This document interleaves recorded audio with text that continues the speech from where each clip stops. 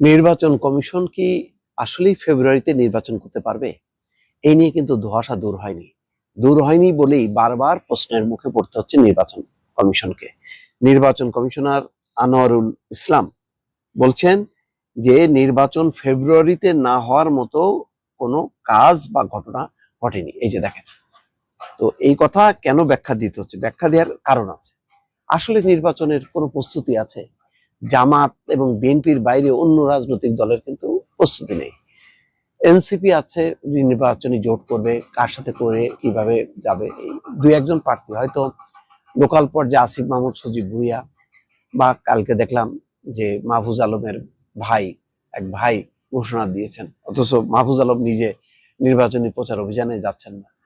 তো এইরকম হাসনাত আব্দুল্লাহ তৎপরতা আছে, সার্জিস আলম, এরকম দুই চারজনের, মানে এইটা ঠিক সারা দেশব্যাপী নির্বাচনের প্রচারের জন্য কিছু এজেন্ডা নিয়ে যে যাওয়া, সেই যাওয়াটি কি হচ্ছে?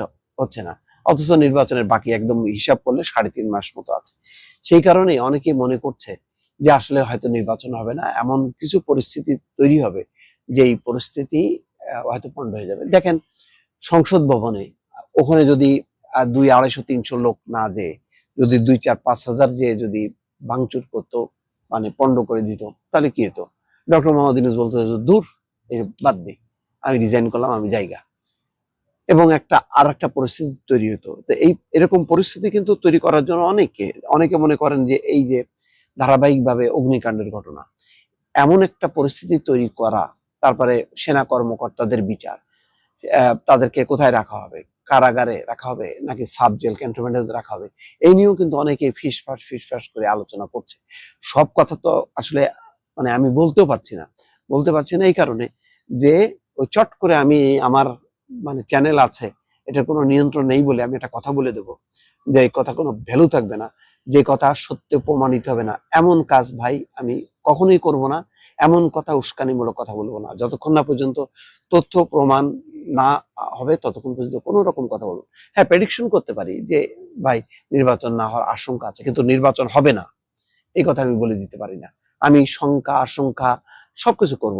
এটা এই ধরনের আলোচনা কারোর হয়তো পক্ষে দিতে পারে, বিপক্ষে দিতে পারে, এটা আমার মত প্রকাশের স্বাধীনতা।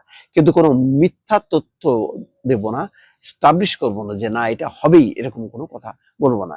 সেই কারণেই এই আলোচনাটা মানে গুরুত্বপূর্ণ। এখন আমার এই আলোচনা থেকে এমন কিছু মনে করেন না যে না নির্বাচন হবেই অথবা নির্বাচন হবে না। সবগুলো দিক, মানে কোথায় কি আলোচনা হচ্ছে, কোন কোন প্রেক্ষিতে নির্বাচন নাও হওয়ার সংকট আছে, যে কারণে নির্বাচন কমিশনকে প্রশ্ন করছেন। রাস্তাঘাটে নির্বাচন কমিশন কেন? গণমাধ্যম কর্মী হিসাবে অনেকে দেশে বিদেশ থেকে জিজ্ঞাসা করে, ভাই নির্বাচনটা হবে তো? আমি কিন্তু চট করে বলতে পারি না, না হবেই। আরে কোনো এ নেই, আরে দেখেন না, না বিএনপি তো যেইভাবে চায়, জামাত তো সেইভাবে চাচ্ছে না, জামাত তো দাবি দেওয়া নিয়ে আন্দোলন করছে। হ্যাঁ, এটাও ঠিক।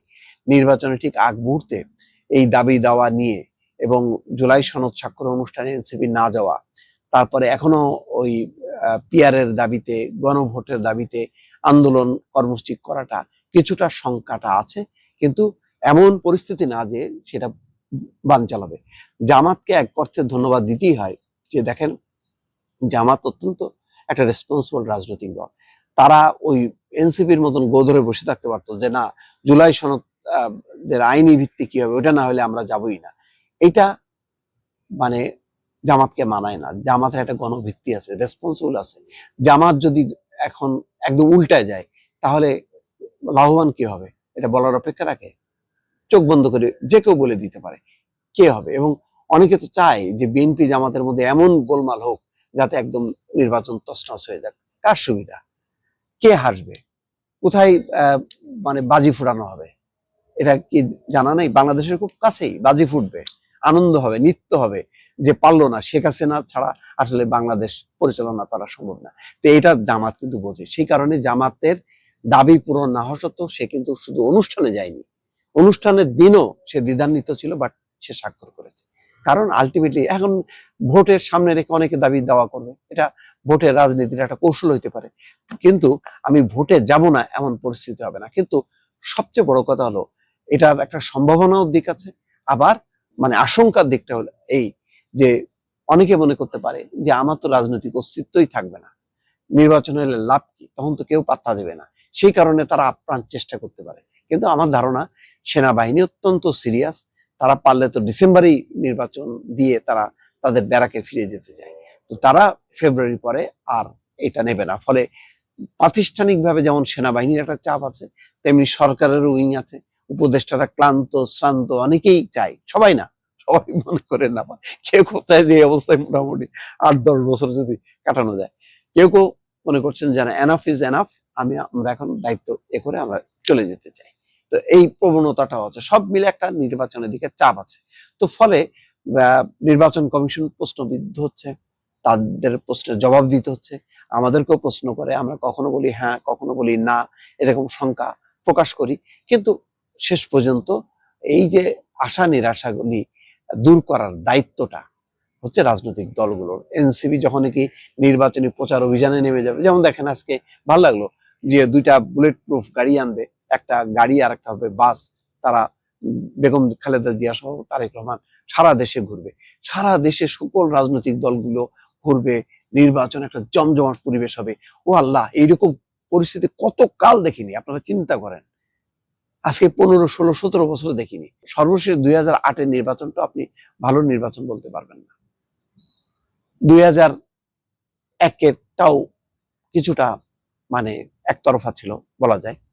তারপরেও 2001 পর্যন্ত একটা নির্বাচন হয়েছে, কিন্তু 2008 থেকে আজকে পর্যন্ত ভালো নির্বাচন হয়নি। সুতরাং একটা ভালো নির্বাচনের জন্য সবারই মানসিক প্রস্তুতি নেওয়া উচিত। দর্শক।